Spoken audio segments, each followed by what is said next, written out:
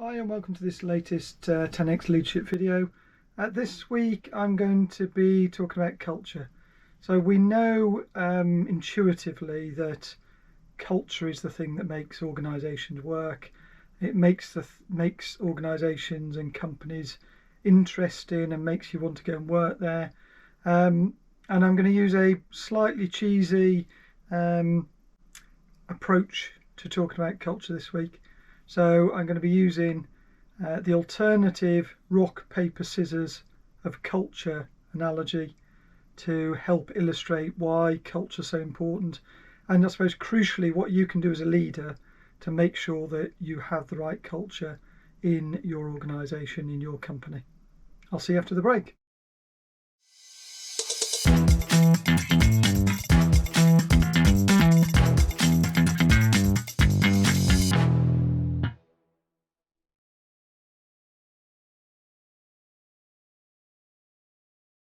So as I say, this week's episode has got more than a hint of cheddar to it. It's a little bit cheesy, but it sort of illustrates what's important in terms of culture.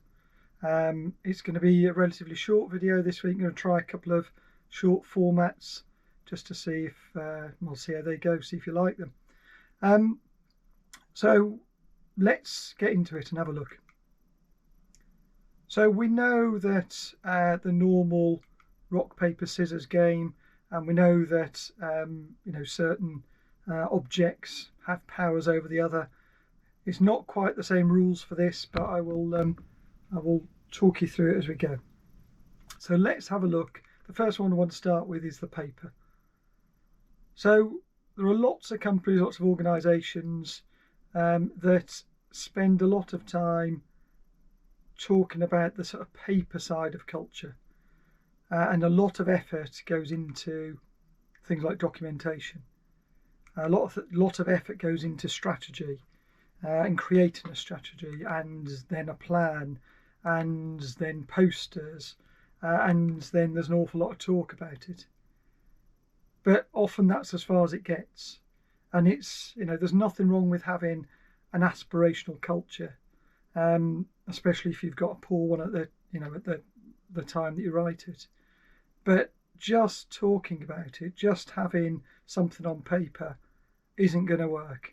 And I suppose the bigger the organisation is, the harder it is to implement a culture, and certainly trying to implement a new culture just by writing it down, doing posters, talking about it, etc. You're only going to go so far.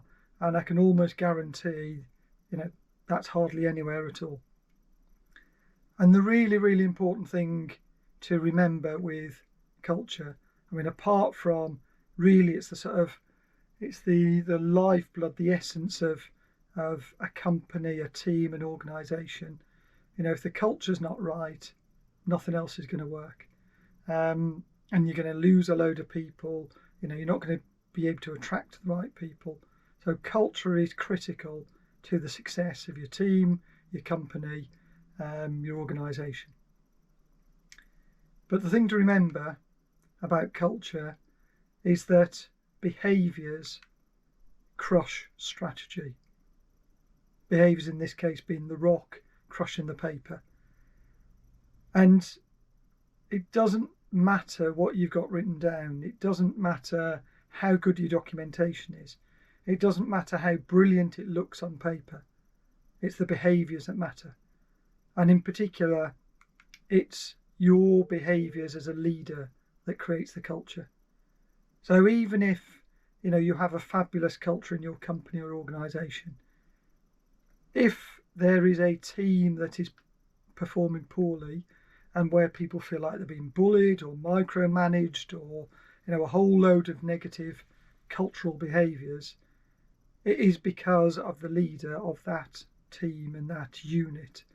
And it works the other way around as well. So you could have overall you could have a poor culture in your company or organisation. But if you're behaving in the right way as a leader, you can make a massive difference to how you operate as a team and the success of your team through that culture. So the key point to remember is behaviours crush strategy every single time. So don't rely on your strategy to do the heavy lifting. What you've got to be doing is behaving in the right way. You've got to make sure that every single day you are doing the right thing and you're behaving in the right way. So that's the first two of the rock, paper, scissors. The third bit is about the scissors piece. And really what this is about is cutting out some things.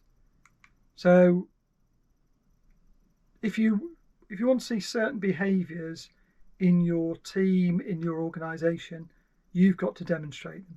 So what you've got to do as a leader is make sure that you cut out any behaviours that you don't want others to repeat. Because whether you like it or not, people will look up to you as the leader and they will mimic and do what you do. So if you don't want people to, be rude to each other, if you don't want them to talk over each other in meetings, if you don't want them to trample over each other to show how brilliant they all are, you've got to set the right behaviours. So, you making sure that you don't talk over people, that you don't do the negative things will help. Also make sure that, you don't say one thing and then do something else. And again, I've seen this a lot where, there are leaders in the organisation where there's a really good sort of cultural strategy and plan, and you've got leaders who endorse it and advocate what's in it, and they promote it and they talk about it, and then what do? They do the complete opposite. So, whatever you do, don't say one thing and do something else. Walk the talk. And the other thing is, again, I've seen a lot of leaders where they think all they've got to do is talk about it and it applies to everyone else, but it doesn't really matter what they do. I'll probably cover in another video about the sort of shadow that we cast. And again, whether we like it or not, or whether we realise it or not, the shadow that we cast and the influence that we have on others is massive. And the higher up you go in a company or organisation, the bigger that impact is. And if you are doing the wrong things because you think you're special or it doesn't apply to you because you're a leader or a senior leader, then you're sadly mistaken.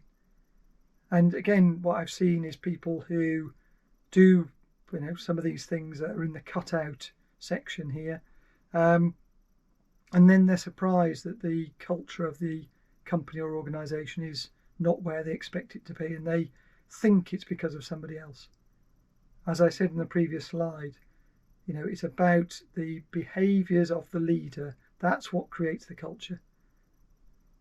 So if you are a leader, make sure you're cutting these things out and instead consistently demonstrate the right behaviours that align with your desired culture. So again, there's nothing wrong with writing down your culture. There's nothing wrong with making sure people understand what that is. But what you absolutely must do is live it. And people must see you live in it, and then they will follow what you're doing. I mean, that's what a leader's all about, isn't it? It's about people, you leading and people following. So instead of doing those dodgy behaviours, thinking you can have an exception because you're a leader or a senior leader, saying one thing, doing something else, no, just consistently demonstrate right behaviours. And what I'd say to you as well is do that even when nobody's watching you. I mean, for me, that's the sort of essence of who you are as a person and who you are as a leader. So make sure that you are living and breathing the culture that you want to see. And really, without any extra effort, everyone else will follow suit. And if they don't, what will happen is members of your team and their peers will call them out. They will challenge it. but they can only do that if you're leading by example. If they think that you don't care about the culture and that it doesn't matter to you, and anyone can have exceptions, it's just going to start falling apart. So live it, breathe it, demonstrate it on a daily basis. I will do another video about culture and what a great culture looks like, but this is more about how to embed it. And again, I've seen lots of videos, I've heard lots of talk about what you need to do to embed a culture, and how long it can take to implement. Years. I mean, I don't believe that. If you are living and breathing it, and you're in a supportive, professional way, calling people out where they're not doing what you've agreed is the culture, it can change almost overnight. So that's it for this week. Short and sweet. I hope that was useful. If it is, as ever, then please like, please subscribe, please comment, please let me know how you're getting on with this approach and whether it works for you. It's definitely worked for me, and give it a go. You will be amazed how quickly you can change a culture, even if it's only in your own team and not your whole company. That's it. I'll see you in the next one. Thank you very much for watching.